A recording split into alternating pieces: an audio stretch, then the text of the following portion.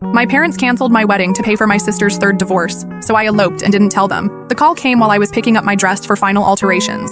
Mom's voice had that familiar edge, the one that meant Tessa had screwed up again, and somehow it was my problem. Sweetheart, we need to discuss the wedding budget. I stood in the bridal shop, holding my dream dress, watching the seamstress pin the hem. 3 weeks until my wedding. 200 guests confirmed. Venue paid for. Flowers ordered. What about it? I asked, though I already knew. Tessa's lawyer needs another $60,000. Her ex-husband is fighting for the vacation house, and if she loses it, she'll have nowhere to live with the kids. Tessa, 28 years old. Third marriage imploding spectacularly. Each divorce more expensive than the last. Each time Mom and Dad acted like funding her disasters was their sacred duty. So you're postponing my wedding? Just temporarily. Maybe next spring. You understand? Tessa's in crisis mode. I understood perfectly. Tessa's chaos always took priority. When I graduated summa cum laude, they missed my ceremony for her second wedding. When I got promoted to senior analyst, they couldn't celebrate because Tessa was having husband number 2 arrested for domestic violence that turned out to be fabricated. The deposits are non-refundable, Mom. We'll lose everything. We'll figure something out later. Family comes first. After hanging up, I stared at myself in the three-way mirror.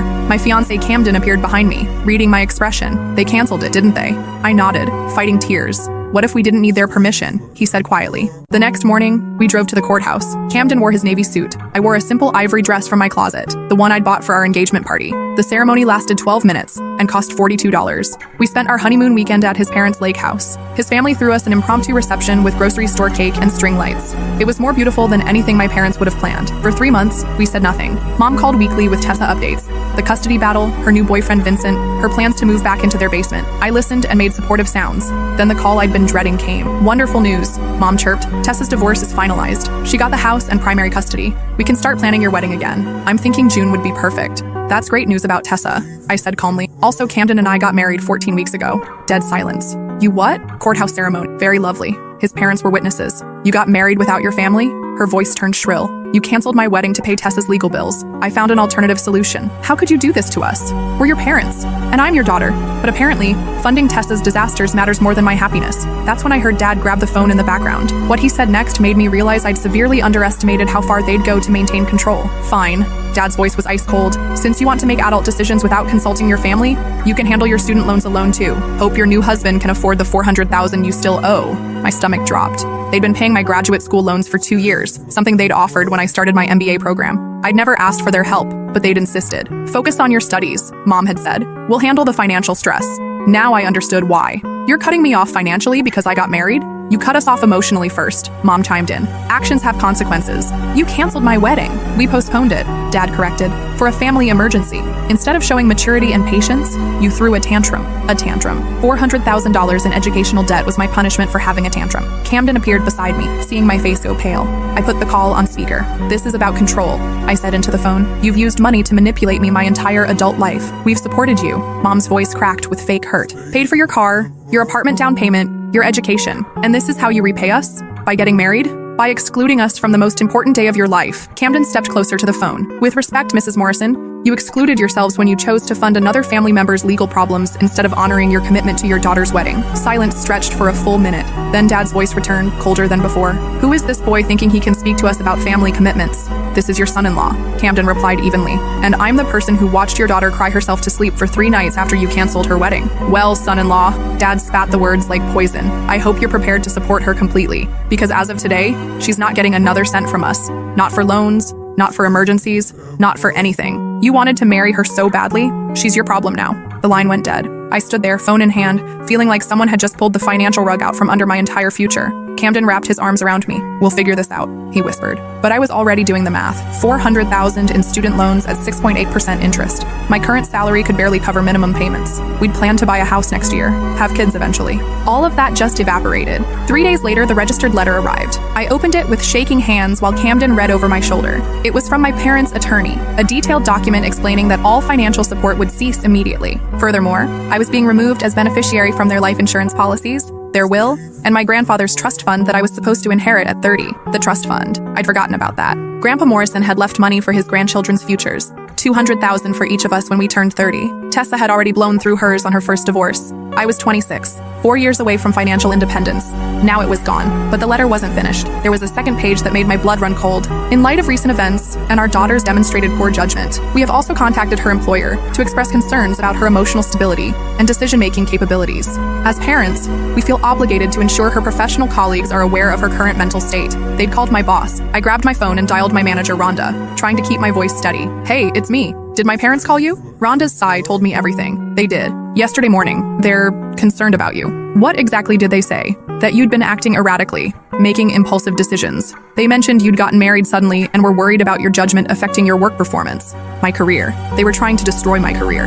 Rhonda, I got married 3 months ago. I haven't told anyone because it's personal, but there's nothing erratic about it. My parents are upset because they canceled my original wedding and I found an alternative solution. Another pause. Look, I've worked with you for 4 years. You're one of our most reliable analysts, but your parents seemed genuinely worried. They suggested you might benefit from some time off to sort through personal issues. Time off. Unpaid leave, which would make paying those student loans even more impossible. I'm not taking time off. I'm fine. This is retaliation because I got married without their permission. Okay, but if you need support or counseling resources, HR has programs available. After hanging up, I sat on our couch, staring at the letter. Camden found me there an hour later. They called my work, I said numbly.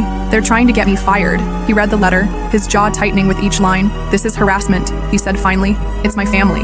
No, family doesn't destroy your life because you made a choice they didn't like. That night, I couldn't sleep. I kept thinking about the pattern, how they'd controlled every major decision in my adult life with money. College choice, they'd pay tuition, but only for business programs, not the art degree I wanted. Apartment location, they'd help with the down payment, but only in neighborhoods they approved. Career path, they'd funded my MBA, but expected me to work at companies they respected. I thought their support came from love. Now I saw it was about control. And the moment I stepped outside their control, they scorched the earth. Over breakfast, Camden made a suggestion that changed everything. What if we sued them? I nearly choked on my coffee. Sue my own parents. Think about it. They committed to paying for your wedding, then backed out. You lost deposits because of their broken promise. Now they're retaliating by sabotaging your employment and financial stability. That's gotta be illegal somehow. Camden, they're my parents. They're people who are actively trying to ruin your life. I wanted to argue but couldn't find the words, because he was right. That afternoon, I did something I never thought I'd do. I called a lawyer. Janet Fitzgerald specialized in family law and elder abuse, but she listened to my story with growing interest. This is definitely actionable,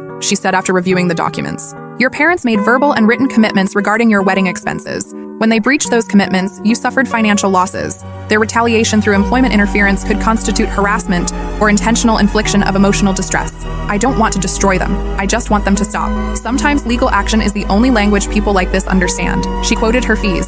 Expensive, but not impossible. Camden and I talked it over that night.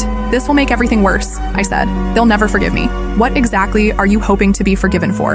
Good question. For getting married? For not letting them control my life? For refusing to be their backup plan after Tessa? The next morning, I called Janet back. File the suit. My parents' reaction was swift and nuclear. Mom called within hours of being served papers. How dare you? She screamed into the phone. You're suing your own parents? Have you completely lost your mind? I'm protecting myself from retaliation. Retaliation? We're trying to teach you about consequences. By sabotaging my career? By showing you what life looks like without family support. This isn't support, Mom. This is punishment. That evening, Tessa showed up at my apartment. I hadn't seen her in months, and she looked terrible. Thin, pale, dark circles under her eyes. Can I come in? I stepped aside, noting how she avoided eye contact. Mom told me about the lawsuit, she said, settling onto our couch. Of course she did. She's devastated. Dad's furious. They can't believe you're doing this. I sat across from her, studying my sister's face. Tess, did you know they called my boss? She shifted uncomfortably. They're worried about you. They tried to get me fired. Maybe you're overreacting. They canceled my wedding to pay your legal bills, then cut off my financial support when I got married anyway. How is that overreacting? Tessa flinched. I didn't ask them to pay for my divorce. You accepted their money. Of course I did. I had nowhere else to turn. And there it was. The difference between us. When Tessa hit rock bottom, she ran home to Mommy and Daddy. When I needed help, I found my own solutions. Did they send you here to talk me out of the lawsuit? She nodded reluctantly. What did they promise you if you convinced me? Nothing. This isn't about money. But her voice wavered and I knew she was lying. Tess, what did they promise you? She stared at her hands. Help with Vincent's legal troubles. My jaw dropped. Vincent? Your rebound boyfriend? What kind of legal troubles? DUI, hit and run, his license is suspended and he might go to jail. Jesus Christ. And they're funding this too? He's a good guy who made a mistake. He left the scene of an accident. What if someone was hurt? No one was seriously injured. Seriously injured? Someone was hurt? Tessa's face crumpled. An elderly woman broke her hip, but Vincent panicked. He's not used to drinking and... Get out. What? Get out of my apartment right now. You don't understand. I understand perfectly.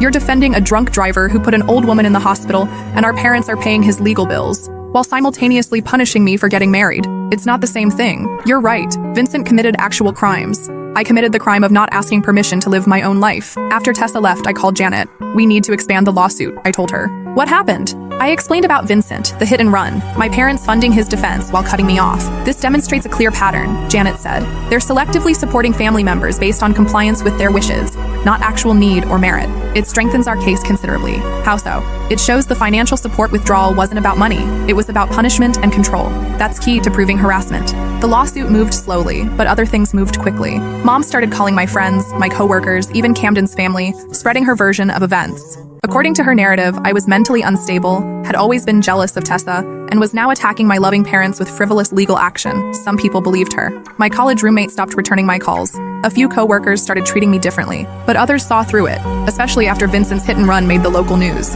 When reporters mentioned he was being defended by a high-powered attorney funded by family members, the story started making sense to people who knew our family dynamics. Camden's parents were furious on my behalf. His mother, Patricia, had raised 4 children without ever using money as a weapon. This is financial abuse, she told me over dinner one night. I've seen it before. Parents who can't let go, who use resources to maintain control even after their children are adults. But they did help me, I said. The student loans, the apartment, with strings attached. Real help doesn't come with conditions and punishment threats. She was right. I started thinking about all the times their help had come with requirements. The apartment they'd helped me buy had to be in a specific neighborhood. The car they'd co-signed for had to be a practical sedan, not the convertible I wanted. Even my MBA program, they'd only pay for business school, not the master's in nonprofit management I'd originally considered. Every dollar had been a leash. 6 weeks into the lawsuit, something unexpected happened. Vincent's case went to trial, and the details that came out were worse than anyone had anticipated. He hadn't just fled the scene. He'd been texting while driving, hit the elderly woman in a crosswalk, then drove home and sobered up before calling the police 6 hours later to report his car stolen.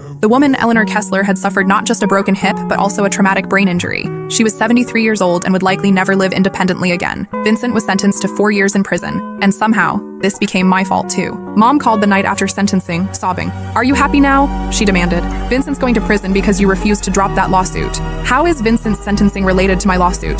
The publicity. The reporter started digging into our family because of your legal action. If you hadn't filed suit, none of this would have come out. Mom, Vincent committed felony hit and run. That was going to come out regardless. He was going to take a plea deal. The lawyer said he'd get probation and community service. But then the media attention made the prosecutor grandstand. I couldn't believe what I was hearing. So you're upset that a drunk driver who put a woman in the hospital actually has to face consequences? I'm upset that my daughter destroyed her own family for revenge. Vincent destroyed Mrs. Kessler's life. He deserves prison. And Tessa deserves to lose the man she loves because you couldn't forgive us for postponing your wedding? That's when it clicked. In Mom's mind, postponing my wedding was a minor inconvenience. Vincent's prison sentence was a major tragedy. The scale was completely backwards. Mom, are you listening to yourself? You're more upset about Vincent going to jail than about the woman he nearly killed. Don't be dramatic. She's fine. She has brain damage. She's old anyway. She probably only had a few good years left. I hung up. Then I called Camden at work and told him to come home immediately. When he arrived, I was packing. "We're leaving," I said. "What happened?" I told him about the call, about Mom's reaction to Vincent's sentencing, about her dismissal of Mrs. Kessler's injuries. "These are not good people," I said finally. "I've been making excuses for them because they're my parents, but they're not good people." Camden helped me pack in silence. We loaded everything into a U-Haul that night. "Where are we going?" he asked. I'd been thinking about that. "Your cousin in Denver offered you that job last year. Is it still available?" He made a call. It was.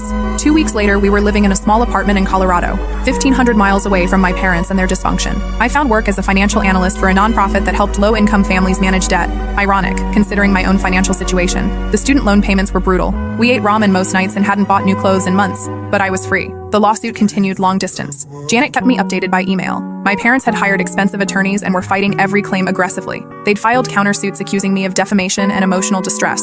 The legal bills were mounting for everyone involved. 8 months after we moved to Denver, I got an unexpected call. "Is this Eleanor Morrison Chen?" The voice was elderly, slightly shaky. "It is. This is Eleanor Kessler." I nearly dropped the phone. The woman Vincent had hit. "Mrs. Kessler, how did you—" "I've been following your lawsuit. My granddaughter is a paralegal, and she's been helping me understand the legal aspects of Vincent's case. When she saw your name connected to his family, she did some research. I'm so sorry about what happened to you." "Thank you, dear. But I'm not calling for sympathy. I'm calling because I want to help." "Help with what?" "Your lawsuit. From what I understand, your parents funded Vincent's defense after he nearly killed me, but cut you off financially for getting married without their permission. Is that correct?" Yes, that's essentially correct. Well, I think that's obscene, and I'd like to testify on your behalf if it would help your case. I was speechless. This woman who'd been catastrophically injured by my sister's boyfriend wanted to help me sue my parents. Mrs. Kessler, you don't owe me anything. No, but I owe society something. Your parents' actions tell a story about their values, and I think a judge should hear that story. I conferenced in Janet, who was thrilled. This is exactly what we needed, Janet said after we'd hung up with Mrs. Kessler. She's a compelling witness who can speak to the moral dimension of your parents' financial choices. Will it help the case? Enormously. She humanizes the consequences of their priorities. They chose to support someone who nearly killed her while punishing you for getting married. The contrast couldn't be starker. The trial was scheduled for the following spring. As it approached, my parents' behavior became increasingly erratic. They hired a private investigator to follow Camden and me, looking for evidence of our lavish lifestyle that would contradict claims of financial hardship. They found nothing, because there was nothing to find. We were barely scraping by. They contacted Denver nonprofits to warn them about my history of mental instability and litigation. Most organizations ignored them, but a few expressed concerns. My reputation was being systematically attacked. The breaking point came when they showed up at my new workplace unannounced. I was in a meeting with clients when my colleague knocked on the conference room door. Eleanor, your parents are in the lobby. They say it's an emergency. My heart stopped. Had something happened to Tessa? Despite everything, she was still my sister. I excused myself and found them in the reception area, looking completely out of place in their expensive clothes among our nonprofit's modest furnishings. What's the emergency? I asked immediately. You are, Dad said. This has gone far enough. What are you doing here? We flew out to talk sense into you, Mom said, before this trial destroys everyone. How did you find my workplace? We hired professionals, Dad said proudly, as if stalking me was an accomplishment. You hired private investigators to follow me? We hired people to check on our mentally unstable daughter. My coworkers were staring. Clients in the waiting area looked uncomfortable. My boss appeared from her office, clearly concerned. Is everything all right, Eleanor? These are my parents, I said. They're leaving. We're not leaving until you agree to drop this ridiculous lawsuit, Mom announced loudly. My boss, a woman named Rita, who'd spent 20 years working with families in crisis, stepped forward. I'm going to have to ask you to lower your voices or take this conversation elsewhere. Dad turned to her with the full force of his condescension. This is a private family matter. We're trying to help our daughter before she makes the biggest mistake of her life. By ambushing her at work, Rita's tone was steel wrapped in silk. By making her face reality, Mom snapped. She's been living in fantasy land, thinking she can just cut off her family and face no consequences. What consequences? Rita asked, though I could tell she was genuinely curious about the answer. Financial independence, Dad said triumphantly, as if this proved his point. She wants to be independent? Fine. Let her see what that really means. Rita looked at him for a long moment. So, you're punishing your daughter for getting married? We're teaching her about responsibility. By hiring investigators to follow her? By coming to her workplace uninvited? By making her personal business public? My parents exchanged glances, clearly not expecting pushback from a stranger. This doesn't concern you, Mom said dismissively. It concerns me when people disrupt my workplace and upset my employees. I'm going to have to ask you to leave. We're not leaving without our daughter, Dad said firmly. Your daughter is a grown woman with her own job and her own life. She can leave whenever she wants, but you're leaving now. Rita stepped toward her desk and picked up the phone. Security? I need assistance in the main lobby. That's when Mom lost it completely. You can't throw us out. We're her parents. We know what's best for her. She's making terrible decisions and ruining everyone's lives. What terrible decisions? Rita asked. Getting married, having a job, living independently, suing her own family, destroying relationships. She's been manipulated by that husband of hers into thinking we're the enemy. Rita looked at me. Eleanor, do you want your parents here? No, I said quietly. I want them to leave. You heard her. Security arrived. Two polite but firm guards who'd clearly dealt with this type of situation before. They escorted my parents toward the exit while Mom continued shouting. This isn't over. We're not giving up on you. You're still our daughter no matter how much you hate us. After they were gone, Rita pulled me into her office. Are you okay? I was shaking. I'm so sorry. They've never done anything like this before. Don't apologize. What they just did was harassment. And frankly, it makes me want to testify in your lawsuit myself. You don't even know the details. I know enough. I've worked with hundreds of families over the years. What I just witnessed was emotional abuse and manipulation. Your parents came here specifically to humiliate you and damage your professional reputation. She was right. They hadn't come to reconcile or apologize. They'd come to make a scene at my workplace, probably hoping to get me fired. The trial starts next week, I said. Good. I hope you destroy them. That evening, Camden and I sat in our tiny apartment, talking through what had happened. They flew to Denver just to ambush you at work, he said. Do you see how far they'll go? I did see it. Finally, completely, I saw it. They'll never stop, I realized. Even if I dropped the lawsuit tomorrow, they'd find new ways to punish me until I came crawling back on their terms. So what do? We finish this.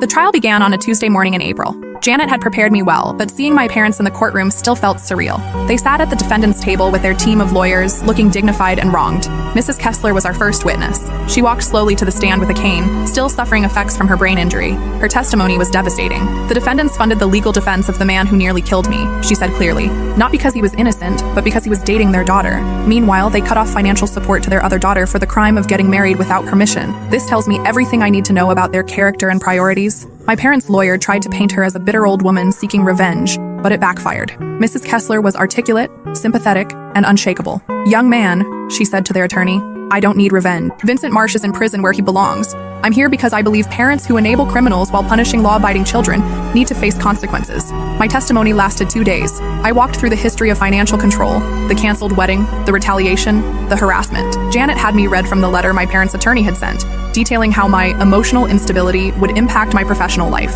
"Did you ever exhibit emotional instability at work?" Janet asked. "No. I've received excellent performance reviews throughout my career. So what was the purpose of this letter? To punish me for getting married without their permission by damaging my reputation and career prospects." Camden testified about the night I received the call canceling our wedding, about my mental state afterward, about our decision to elope. "Was this an impulsive decision driven by emotional instability?" Janet asked him. "No, it was a practical solution to a broken promise. We'd been planning the courthouse ceremony as a backup option since engagement, in case something went wrong with the big wedding." "Why?" Camden looked directly at my parents. "Because Eleanor's family has a history of unreliability when it comes to major commitments. Their lawyers tried to discredit our witnesses and paint me as a vindictive daughter seeking money I didn't deserve. But the evidence was overwhelming. Every financial threat was documented. Every harassment incident was recorded. The pattern was undeniable. During my father's testimony, Janet destroyed him. "Mr. Morrison, you funded Vincent Marsh's legal defense after he fled the scene of an accident that put an elderly woman in the hospital. Is that correct? We supported our daughter during a difficult time. But you withdrew financial support from Eleanor when she got married? Is that correct? We reassessed our priorities. So your priority was supporting a drunk driver over your law-abiding daughter? That's not... Did Vincent Marsh commit felony hit and run? He made a mistake. Yes or no, Mr. Morrison? Did Vincent Marsh commit felony hit and run? Yes, but... And you paid for his legal defense? Yes.